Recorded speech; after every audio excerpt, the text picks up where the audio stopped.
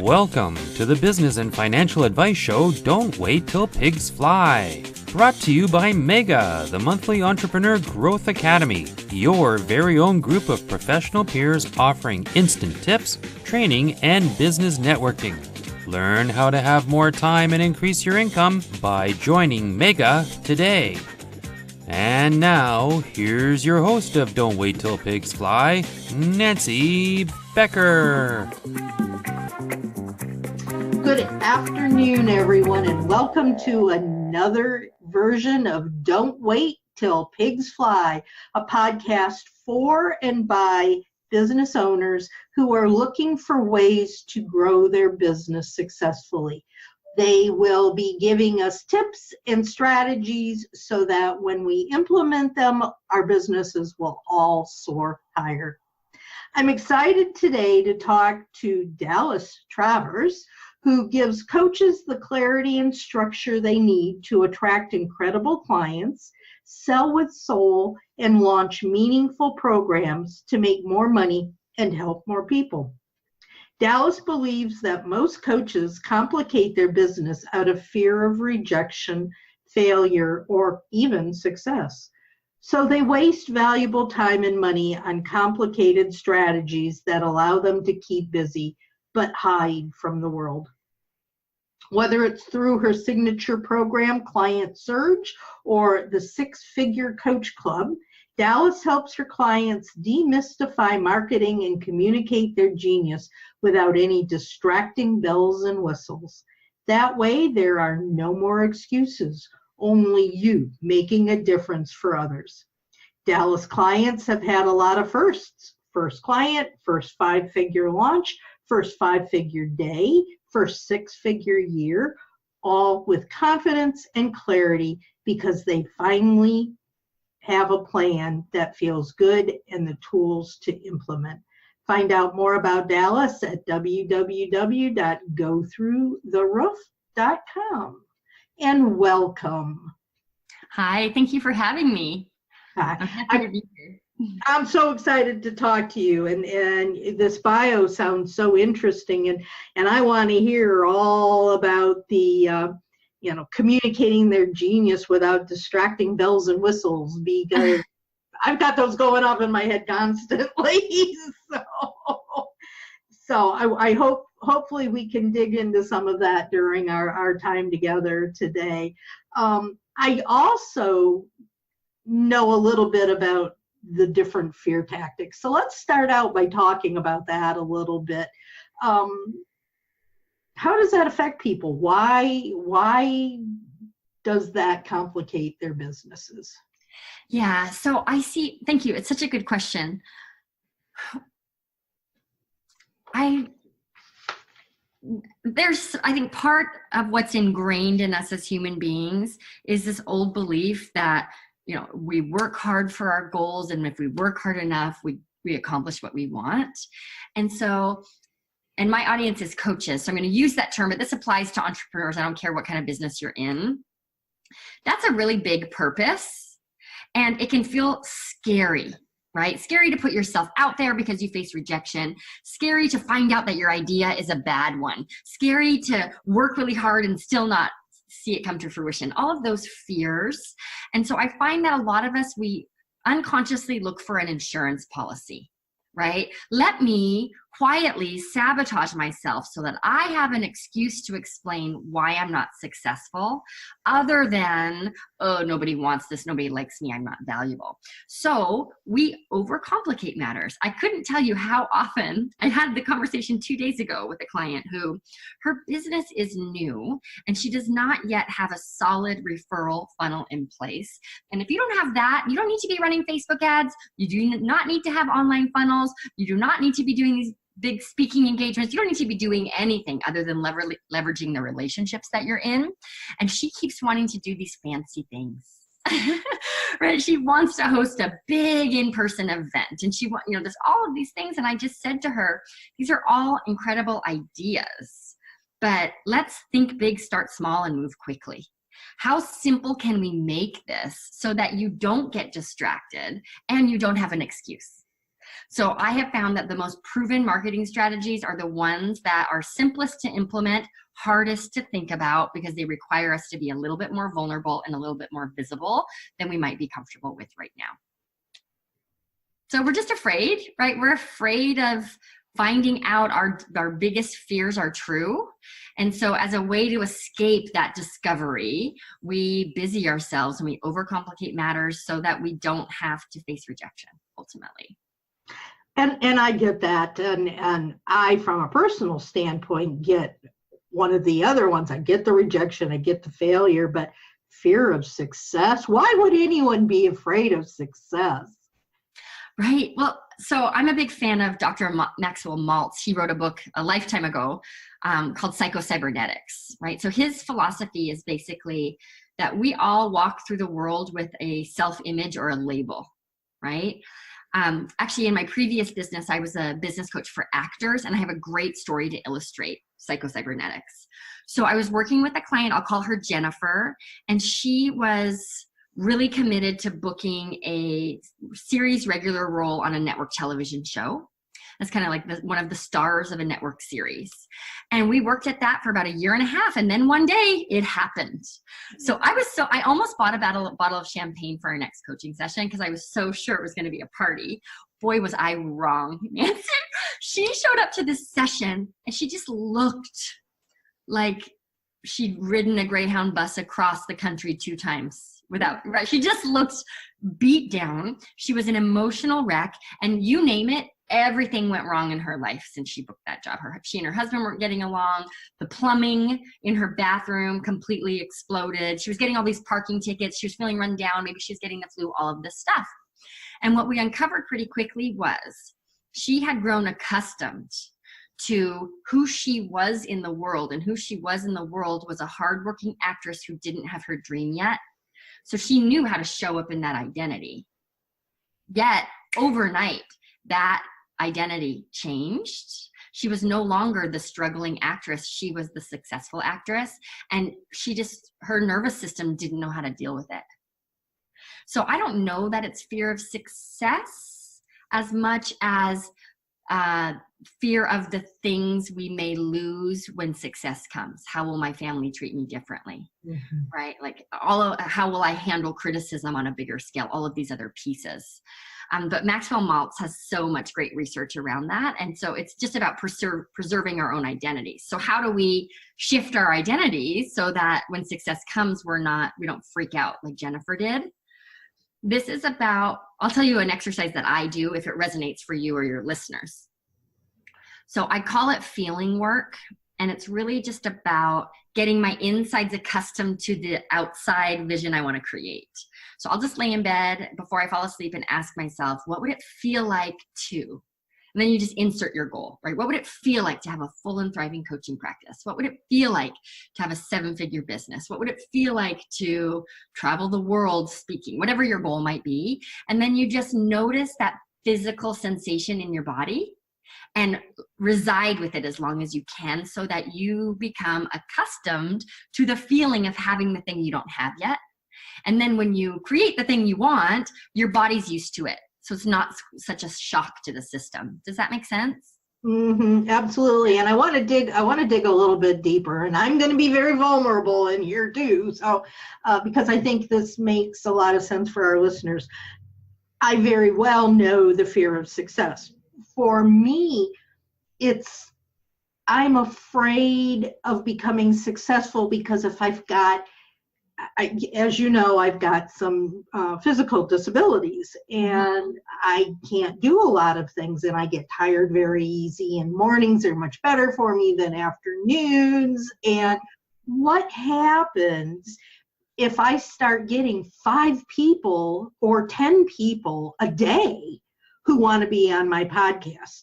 Right. What happens if I get 10 different mastermind programs all running successfully, and lo and behold, I can't do it? And then I'm letting down everyone. Yeah. So that's where my fear. But then when I'm thinking your exercise, and I'm sitting there laying in bed and I'm thinking, what would it feel like if I had those 10 mastermind programs, the hands come up to my throat, Right. and, oh shit, what am I going to do? Yeah. How do you deal with that? What, if someone's feeling these things, what do they do? Yeah. I'm so glad you asked this question. So, and it's a two-part question. Let's look at the second one, which is, what if I ask myself this question and the feeling I have is not a good one? So then what we want to do is just recognize, okay, that's too big a leap for my constitution to handle. Mm-hmm. So instead of saying, what would it feel like to have these 10 masterminds running at once? I like to just insert a little phrase. What would it feel like to know I was capable of handling 10 masterminds at once? So just ask yourself that question and see if you still want to strangle yourself. Mm-hmm. Mm-hmm. It's different, right? I think it's much easier. That's a much easier feeling. Yeah. So first we want to get comfortable with the self-trust required to then have the thing, right? So, okay, what would it feel like to know I'm capable of handling that? And then what you'll find is tapping into that feeling, the day will come where the question almost feels silly because the feeling is so obvious and of course you're capable of it. Then it's time to upgrade the question. So I call it inchworming, right? You're just like inching your way toward the thing you ultimately want. Okay, that makes a lot of sense. And that's step 2. What's step 1? Yeah, so that first question was the more seeming reality around there are 24 hours in the day and I am one person, and what if my illness takes me off my game, and what if something happens and I can't actually show up for my clients? How do I manage that? I love to just replace my need for certainty. I'm feeling my throat get tight as we talk about this. Yeah, I think that's you doing it to me actually, but anyhow. Sorry. I replace my need to know everything for sure with a willingness to find out. Right? Okay. So like, what if I have 10 successful masterminds and I get sick and I can't deliver it? Right? Instead of catastrophizing, needing to know for certain how it's going to go, because isn't it interesting in our minds, the only thing we can know for certain is the bad stuff. Yeah. Right? That's very interesting, but it's the truth. It's the truth. Right. Instead, I just release. Okay. I release my need to know how that's going to go. And instead, I'm willing to find out. I love it. I love it. What if this podcast interview falls on its face? You know what? What if this podcast interview falls on its face? I'm willing to find out. Mm-hmm. And that keeps us in what I call the cycle of success, right? We just take an action, we get feedback. That feedback, even if it's crappy, there's some sort of confidence that comes from knowing, right? Like dealing with actual data. So we take an action, we get feedback, we build our confidence, we course correct. We take an action, we get feedback, we build our confidence, we course correct. And I'm just going to give you a news flash. If you have 10 successful masterminds running at once, you will be in a position where you have a team. You're not running that up. You will have a team who will easily be able to manage the messaging and the customer support that needs to happen while you get back into physical shape. But I think, and again, you're right, but I think that leads into another question. Yeah. And that question is, obviously I've already got a team that I'm working with. And so I'm not at the point where I'm going, oh God, how, I can't do all this alone, but I can't afford somebody, I've gotten past that point. I know, but it's still there's this point of where something, there's a difference between emotion and reality. Mm-hmm. You know what I'm trying to say? And so what I'm hearing you say is, intellectually, yes, I have a team, and yes, of course, I'm a resourceful person, and yes, if that happened, we would figure it out, but that doesn't mean I'm not nervous about it. Yeah. And I think that happens to a lot of people. And I know I'm not the only control freak that has to know everything, because you can't ever know what's going to happen in the future. You're listening to the Business and Financial Advice Show, Don't Wait Till Pigs Fly, with your host, Nancy Becker.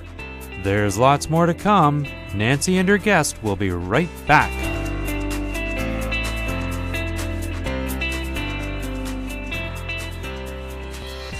Are you a small business owner wondering about your next step for growth and success?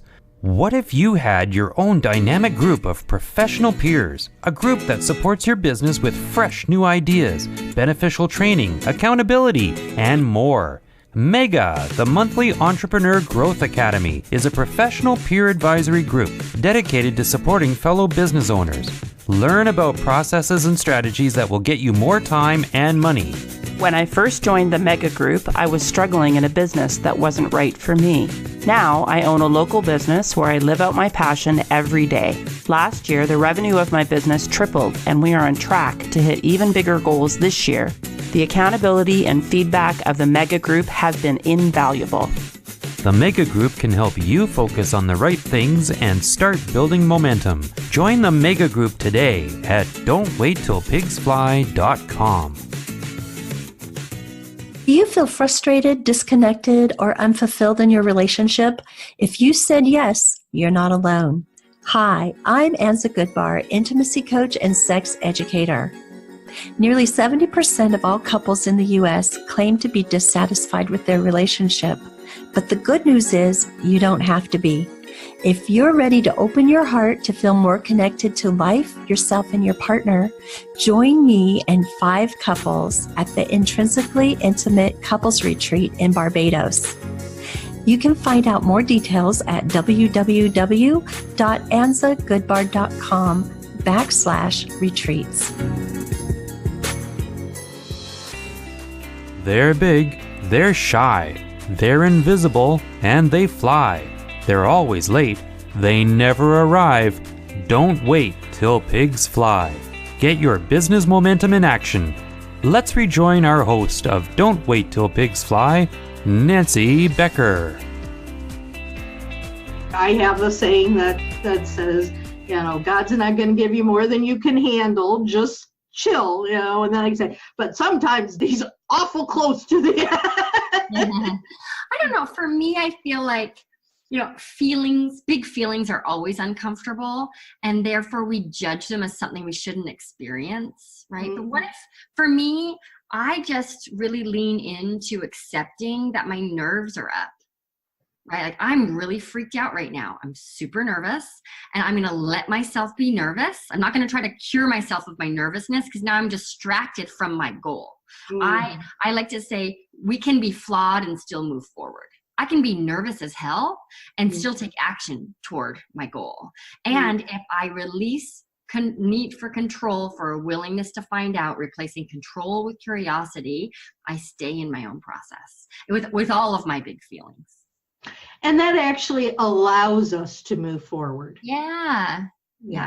I think that's wonderful. And I think I'm going back and thinking about so many of my clients and the people I've worked with, and almost inevitably, it's what's going to happen if, and that holds them back, and getting them to realize that that's fine. If you're worried about the future, then just say you're not gonna have your business, you're not gonna move forward. But if you truly want what it is you say you want, you've got to be able to take a risk. So yeah, and it's just not even changing the words, just change the tone of the question. What's going to happen if, instead of, what's going to happen if, can't it be, what's going to happen if? Just be open. Right? I love that. We can be afraid, and we can have the questions, and just like, how open can we be? For me, that's the secret. I love that. I think that's great. And I know I'll be putting that into it really makes so much sense. But let's move on to another one of my burning questions for you. And that is, we talked a little bit beforehand about, we've decided, that we're going to go out there, we're going to start to get clients, and we're going to really go for it. Is it okay to just try to sell to everybody? I guess it's okay. I wouldn't advise it, but so we had talked earlier about this idea of authentic selling, and then you shared with me an example of maybe whether it's connecting with someone at a networking event or somehow through social media, and there's one meeting and then suddenly you're blasted with a bunch of sales invitations that makes you question whether or not you want to be connected to that person. So I want to be really directed about this because we could have this, or otherwise this interview is going to be 6 hours long. That's all right. It'll give me a bunch of shows. Yeah, right, there you go. So the secret here with selling to everyone, for me, like, and you work with people too, so I actually don't want to work with everyone at all. I've taken that road before and I've always regretted it, right? When I've taken on a client who just isn't quite a perfect fit and figured I could make it work, I've always wished I had listened to my intuition. So I find the more specific we are about our target audience, the easier it is to sell. And back to the point about feeling like you're being attacked on Facebook, right? When you are clear on your target audience, you happen to connect with that person online or offline, inviting them to purchase your service or hire as a coach, it doesn't feel pushy to you or to them because it's so super aligned. So I think in general, coaches need to be even more discerning and more clear about who they help, why they've chosen those people, and what specific, I use the term transformation, but what specific transformation or outcome do they help their clients reach? Then it's so obvious when you meet your dream client and so obvious when you don't. And when you don't have to then become this weird pushy person who's trying to sell something to me that I actually don't want. Okay, let's turn this around for a second from the other direction. Yeah. And say you've gotten an email from someone, or a message on Facebook. You've actually looked them up and did a little bit of research. You looked at their profile. They look like somebody you might really want to talk with and get to know a little bit. Mm-hmm. And so you respond and you say, yes, I'm going to friend you. I want to know more about you. And the very next thing that happens is they try to sell you something. Mm-hmm. Mm-hmm. And I got into this big fight with this woman. She had started selling CBD oil. Uh-huh. And, so her first message to me was, after we friended each other, was, I see on your profile that you've got some disabilities and I sell this CBD oil and I can guarantee that you're going to be 100% better if you use this stuff. When can we have a call? Mm-hmm. And I went back and I said, well, thank you very much, but I would love to be able to get to know you a little bit better, but I'm not interested in CBD oil. And just left it at that.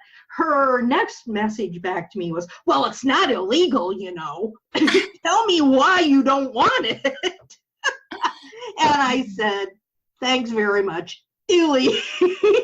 Right. Yeah. How does the person deal with someone that might actually be a good prospect for them, but that doesn't know how to do it? Yeah. So I think that often, okay, so you mentioned she asked you, would you like to hop on a call? And so for a lot of coaches, again, that's the audience I serve most, but this applies to anyone. We move, from my perspective, if your sales funnel involves a free intro session or some sort of a call, we move too quickly to that call. And then what happens is a couple of things. Number one, we've now repelled someone who we could actually help and who could truly benefit, which is just such a shame, right? Mm-hmm. And it goes against your mission as a coach. Number two, from a practical position, it just doesn't help your business growth. So we rush too quickly to that initial invitation. So I just like to always put myself, I have so many thoughts about this, but I like to put myself on the client's, in their shoes, right? How would I feel if I just met you and now you want me to buy something from you, right? And what do I need? What gaps do I need to fill in order to feel comfortable enough with you to take that first step? There's also an easy approach to all of this, because I'm a really quick decision maker, right? And maybe I've been looking for someone to sell me CBD oil. So isn't it just perfect timing that she would friend me and offer me that right away? And I may not be offended by it at all. We can never tell. So I like to say, when in doubt, the problem is the solution. Here's what that means. The problem, the obstacle, the thing that makes this awkward, the risky part of it, we can actually turn that into the motivation to take the scary action. So if I were talking to her right now, my suggestion would be, maybe there's not a problem inviting people to a call, but it's how you position it. I see on your profile that you're dealing with a disability.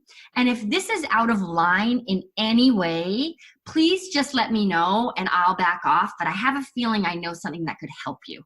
I'm a distributor for CBD oil. And if you're at all curious about that, I'm happy to answer any questions you have. And again, if this makes you uncomfortable, just let me know and we can pretend this conversation never happened. I love it. I love it. Right away, you just don't feel like you're being sold to. You have a choice. Would you like to know more or would you not like to know more? Right? So let's just say now so problem is a solution. It actually works for everything. Anytime you're nervous about saying something, just say, I'm really nervous about saying this. So if I sound like an idiot, let's just both agree that I just might. And then we get to take the action anyhow, right? I'm writing this down. That's great.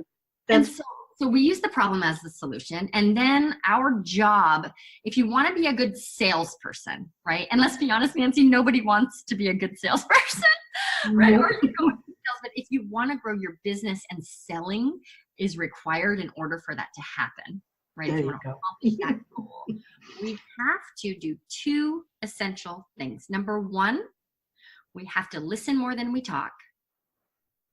And number two, we have to release our need to close the sale and instead shift our intention to helping everyone feel empowered about their decision. So now I get to invite you to a call to learn more about CBD oil. And you say no, and instead of replying saying it's not illegal, what's your problem? Or why did you say no? Just say, oh, okay, I totally get that you're not interested. I'm really committed to healing people in chronic pain through CBD oil. So if you're open to it, could you tell me more about why you said no? I want to make sure I'm approaching people in the best way possible. Perfect. Right? Or for coaches out there, so often the reason a client says no to hiring you comes wearing some sort of money costume, right? It's rarely about the money, but that's usually what people say. I can't afford the investment right now. It's not about coaching the person through their money objection.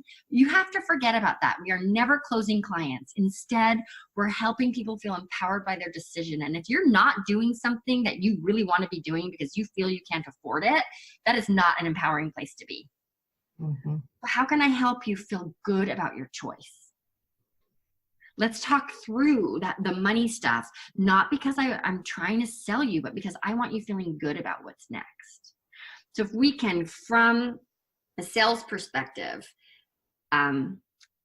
label every interaction as successful when the client has made a decision, we've done our job. So with that perspective, the CBD lady, she did a pretty good job of bringing you to a decision fast. Yeah, she did. Right?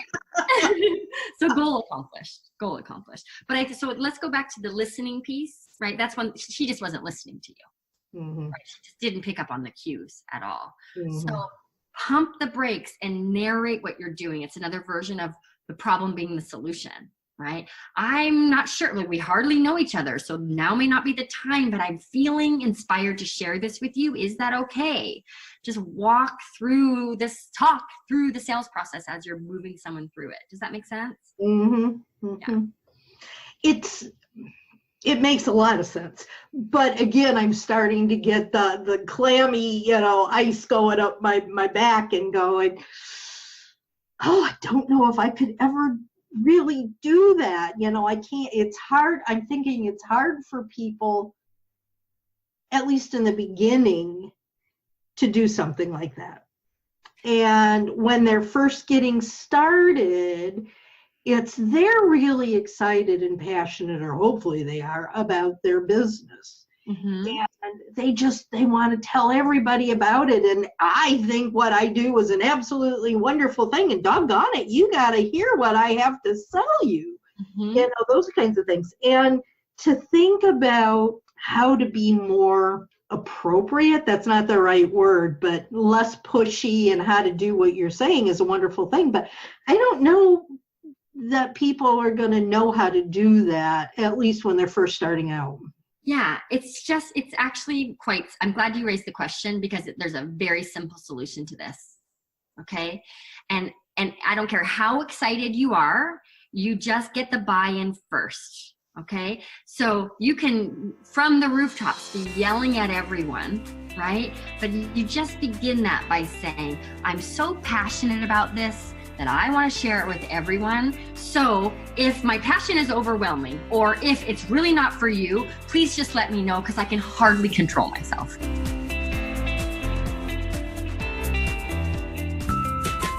What does business success look like to you?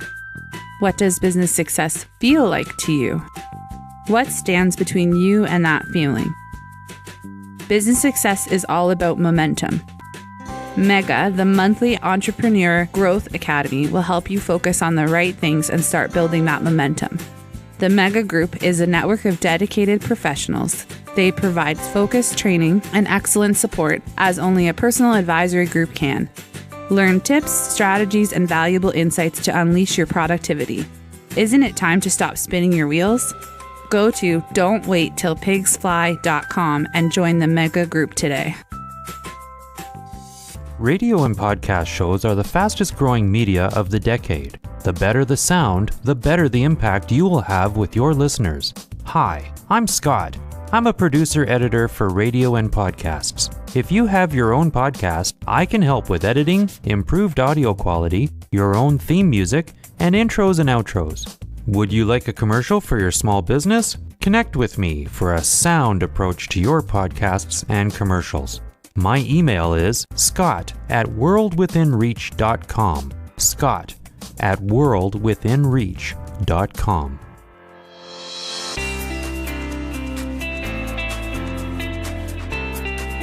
Let's rejoin our host of Don't Wait Till Pigs Fly, Nancy Becker.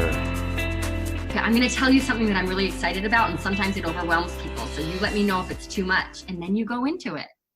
How do we do this on private messenger like Facebook and some sort of I can see doing it if we're talking like you and I are, but how do you do it in 128 characters or whatever, you know? Yeah, so it's exactly the same. So it's in Messenger, right? And you just say, hey, I have an invite that might or might not feel like a fit. So if it's not a fit, just let me know and I won't ask again. Okay. Or I'm really passionate about this, and if it's not your cup of tea, I get it. Just let me know, and then you go into it. Okay. That little piece will save your sanity and really save your reputation. And that's really important. And I think that all of this information, guys, if you're listening to this today, I think this is important information that we all need to hear, because I'm sure we've both been on the ends of getting and doing these kinds of messages. So we need to know better how to do them correctly so that we get our clients. And that actually takes me into our next question, which in your bio, you talk about your clients having a lot of firsts. Mm-hmm. Let's start out right at the beginning. I'm brand new in business. Today's my first day out, and I'm really excited about wanting to do something to let people know and get a sale. What do I do? Great. So most of my clients are in service-based businesses, so we're going to be speaking through that framework today. Again, it applies across the board, but let's focus on a service-based business. I've been in business. How old am I? 42? How many years? 18 years, right? I've been in business, and still To this day, my number one marketing strategy is referral marketing. So if you are just getting started, the first thing I recommend that you do is make a list, pick your favorite number. My favorite number is 9. So I'm going to make a list of 9 people who I know and let them know I am so excited about my new business. I'm going to make something up. I am a health coach who helps retirees maintain their muscle mass, right? That's pretty specific. I'm reaching out to you to let you know that in honor of my brand new business, I want to gift discovery sessions away to people who are qualified and really want to invest in not losing their muscle mass. Can you think of 3 people who might be a fit that you can connect me to? I love it. And it's so simple. And I want everyone to hear this, because that feels, again, kind of vulnerable. And I don't want to ask for help, and I don't want people to think I'm using them. If you are a coach, you're in the business of healing in some way, shape, or form. And sometimes we have to put on our big girl pants, our big boy pants, and be vulnerable enough if we're going to fulfill that mission. So get uncomfortable so that you can really make a difference in the world. Perfect. So that's the first step, right? And then the process, you just bring people into an initial conversation. I call them discovery sessions. There are 8 million mistakes people make in discovery sessions. Let's talk about 3. The first one is we come into that sales conversation, that discovery session, assuming that they're going to say no instead of assuming that they're going to say yes. Oh, I love it. Okay. Right? What if they can't afford me? What if they don't want to? What if? Assume the yes. In my first business, it was a marketing service for actors. So I helped actors find representation. I was young and very naive, Nancy, but it served me so well, because in my mind, my business was in West Los Angeles, and it was a brick and mortar, right? You came in, we met face to face. I didn't do any online marketing or servicing. Anyhow, so in my mind, nobody is going to drive to West Los Angeles to meet with some lady if they haven't already pretty much decided that they want to take advantage of the service. Who's going to inconvenience themselves in that way? So it actually never occurred to me that people were coming to decide if they wanted to hire me. And I remember once I had an intern, right? She's in the office, and I had gone through maybe 5 sales conversations kind of back to back. And at the end of it, she just looked at me. She said, "Wow, you're the best salesperson I've ever seen." And Nancy, I was shocked that she called me a salesperson, because it never occurred to me I was selling. Why? I actually assumed the yes. So when we assume the yes, the energy of the conversation is so different from what it feels like when we're assuming the no. Because when we assume the yes, we're providing value. When we assume the no, we're proving our worth. I love it. Ooh, I got goosebumps with that one. That's great. Cool. Yeah. So that's the first piece. Just mind your mind and make sure you're assuming that the person's not going to waste their time if they haven't already decided yes, and this conversation just affirms their decision. Number 2, we don't set an agenda. We think we have to be stealthy about selling. So we go into the conversation, and maybe you have your own process, or there's some coaching involved, or the gathering of information. And then suddenly we want to switch gears and sell. And that is such a buzzkill. It's so super awkward for everyone involved, and it never goes well unless at the beginning of the conversation, you set it up. Okay, so here's what we're going to do today. I really want to find out more about you, find out so let's use the muscle mass example. Right? Find out more about your goals when it comes to maintaining your muscle mass and where you're having help. As we work through that, if I see programs that I offer or CBD oil that I sell that could be helpful to you, at the end of our conversation, I'll walk you through what those options look like. How does that sound? So now everybody's on board. Great. We're going to talk. We're going to identify problems and obstacles, and then you're going to present me with an offering. And everyone, so there's no trickery, right? And the client doesn't feel like you're pulling the wool over someone's eyes, but you've got to set that agenda in the beginning. I love it. Let's go back again. Can I just say one more thing? I want to say one more thing about it, because there's 3 mistakes. Oh, right? Okay. Sure. So I had them jot it down. What was the other? Oh, and the other one is we negotiate against ourselves. So I'm the CBD coach who helps women with muscle mass. I love that we're making up this fictitious scenario. And we have this incredible conversation. I present an offer, and before I've even given you a chance to respond, I offer you a discount. Or I say, so why don't you go home and think about it, and you let me know. Or I say, I'm going to email you more information, and you can decide later, because that tension we feel in that invitation is unbearable. And what we do is we rob the client of the experience of stepping up in a big way. We let our own garbage, we project it all on them and rob them of that really powerful experience. So I always say invite and then shut up. For a long time, I used to invite, and I would intentionally have a glass of water with me. I present, and then I would just take a couple of big glasses of water just so I couldn't talk. I love it. That's a great tip. Great. Yeah. Now I forgot what I was going to ask. Oh, I know what it was. There's a middle piece here. This is all, and my brain's just spinning. There's so many things. We could talk for 6 hours because I've just got so many things going on in my mind. But there's a middle piece here that I feel like is missing. We've done the let's get to know each other a little bit better. Let's friend each other here on Facebook. And then we've got on this end, we've actually gotten the discovery call, and we are providing them with the opportunity to buy into our programs. Okay.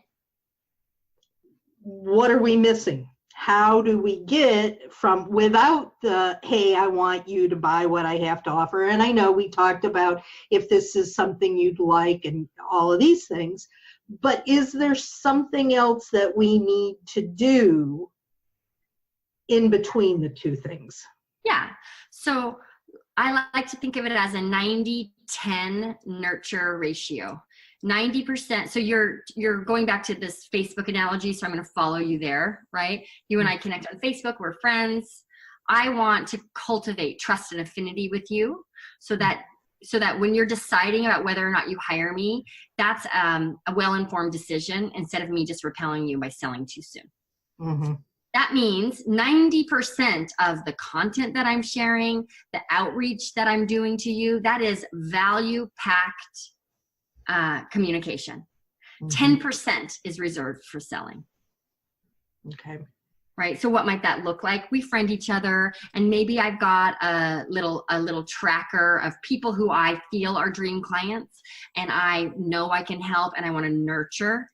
Right. So I just know that every 3 weeks, I just pop over onto your feed and see where you're up to and make sure that I comment on things that feel authentic and connected. And I'm liking your posts, and I'm sharing other things that might be valuable. And then, so out of every 10 times we connect, one of those is an invitation. So again, it's just kind of like pumping the brakes, right? And making deposits into that relationship account instead of always just making withdrawals. Yeah. That makes a lot of sense. But I have to say something else to that too, because I don't want people to think that I'm telling you to never sell. It is a disservice to rob people of the opportunity to decide if they want your help. And we can't just be adding value. If I'm the CBD lady, I can't just keep posting these before and after photos of CBD and sharing CBD recipes and being all CBD all the time and never say to you, hey, do you want some CBD? Mm-hmm. Because people also need the invitation. So it's that 90-10 ratio, but that 10 is crucial, and we cannot shrink away from the 10. Makes a lot of sense. And I think back to talking about how nobody wants to be a salesman. That's put a sign up on your wall, something that says 10% of the time you've got to be, asking for the sale kind of thing. Yeah. And let's reframe that for people. It's not asking for the sale. It's presenting a clear invitation. It's helping people make a decision about how they want to move forward. And that is such a service. Absolutely. That makes so much sense. We actually are to the end of our time This just went so fast.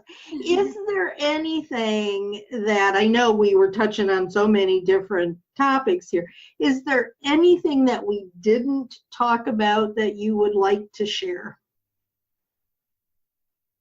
Oh my gosh. Yeah, I have one other thing, and it just goes back to your question about, I'm a new entrepreneur, I'm just getting started, what's the first step? Anyone listening to this thinking, oh, she's so good at selling, I could never do that, or yeah, this is helpful, but the way you cure yourself of all of your sales awkwardness and fears and all that crap is to be in sales conversations all the time. So discovery sessions. So if you're nervous about those discovery sessions or sales conversations, promise yourself, give yourself the challenge of hosting 15 practice discovery sessions in 15 days, or 90 of them in 90 days. You need to just immerse yourself in your own sales process so that you can work out the kinks and develop the muscle memory you need.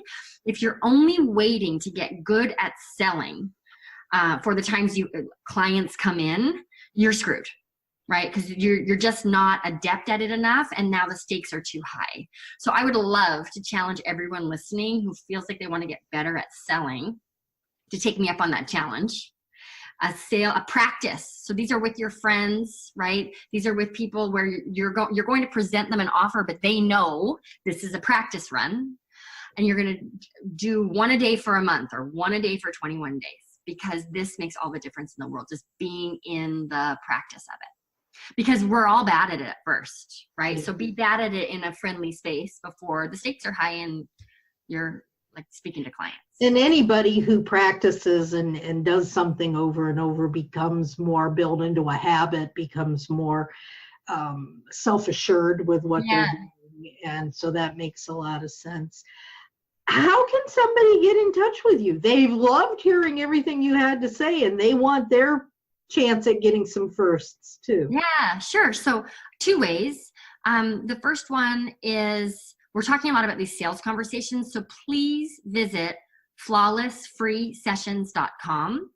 Flawless Free Sessions, it's a roadmap for my sales process. It's inspired by what I teach inside of my paid program, and it's really this proven formula to sell authentically. So that's flawlessfreesessions.com. You can also find me on social media. I'm at Dallas Travers. And yeah, I would really just, if anything I've shared has inspired you, the place to take it further is with that free roadmap, Flawless Free Sessions. Great. All right. That's wonderful. Thank you so much, Dallas. This has just been an amazing conversation. And I know I've learned a lot. Everybody listening, I'm sure, has learned a lot. And I want to thank everyone for joining us today. And if you like these conversations, tell me down in the comment section what you liked, what other kinds of things you'd like to hear in the future. And you can tune in every single Thursday evening at 5 o'clock to Don't Wait Till Pigs Fly on your favorite podcast program. And you can hear lots and lots of wonderful information from some very fantastic business owners. Until next time, guys, don't sit around waiting till pigs fly, but get out there, implement, and I guarantee you will soar higher. Take care, y'all. Until next time, bye-bye. That's our show for today. We'd like to extend special thanks to our great guest, our sponsors, and our wonderful listeners.